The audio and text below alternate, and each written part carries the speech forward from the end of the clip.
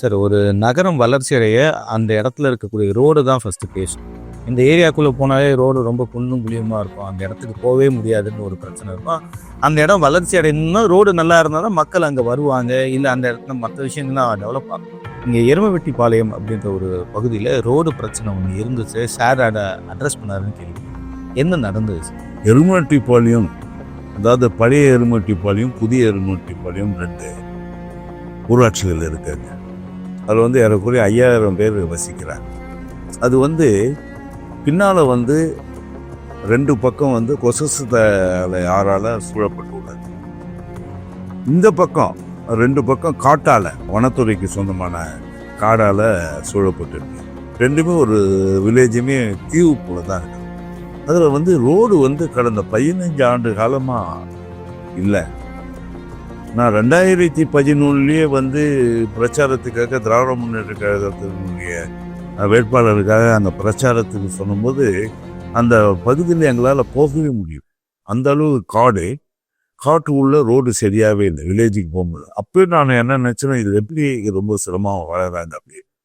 அப்போது என் மனசில் அது ஆழமாக படிது. அதுக்கப்புறம் அதிமுக ஆட்சி 2011 இங்கே ஒரு அமைச்சர் இந்த தொகுதியில் வெற்றி பெற்று உருவானார். அவரு கூட அதை கண்டுக்கல. 2014 எம்எல்ஏ ஆன உடனே அதுக்காக நாங்கள் பல முறை முயற்சி எடுத்தோம். கலெக்டராண்ட போகணும், எல்லா இடத்துலையும் வனத்துறைக்கு போகணும், அதுக்கு அனுமதி தரணும் அப்படின்னு. வனத்துறையில் அந்த சட்டங்கள் இருக்கு இல்லையா, அது கொஞ்சம் ஸ்ட்ரிக்டாக இருந்தது. வனத்துறைக்கு அதெல்லாம் அனுமதி தராது. அதையெல்லாம் பார்த்து அதில் என்னென்ன இருக்குது, எப்படியெல்லாம் பண்ணணும்னு அந்த இடத்துக்கு இப்போ ரோடு போட்டு கொடுத்துருக்கோம். அந்த மக்களும் இதுக்கு முன்னெல்லாம் ரோடு போகாததுனால ஹாஸ்பிட்டலுக்கு வரணுன்னா கூட ரொம்ப சிரமப்படும். ஆனால் இப்போ ரோடு வசதி ரொம்ப பிரமாதமாக இருக்குது. அண்மையில் நான் கூட 2 கோயில் இந்த கும்பாபிஷேகம் நடந்திருக்கு, அதுக்காக போனோம். இங்கேருந்து சென்னையிலேருந்து நிறைய மக்கள் அந்த கோயிலுக்கு போயிட்டு எல்லாம் கொண்டாங்க.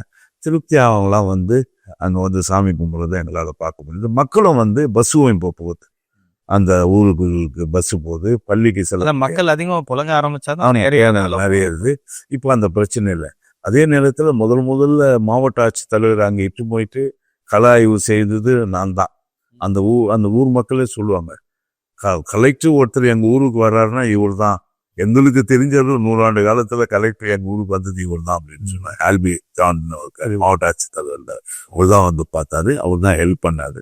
உடனே போட்டோம். அந்த இடம் ரொம்ப மகிழ்ச்சியாக இருக்காங்க. ரோடு என்பது ரொம்ப முக்கியமான ஒன்று. எல்லா இடத்துக்குமே நம்ம போட்டுருக்கோம்.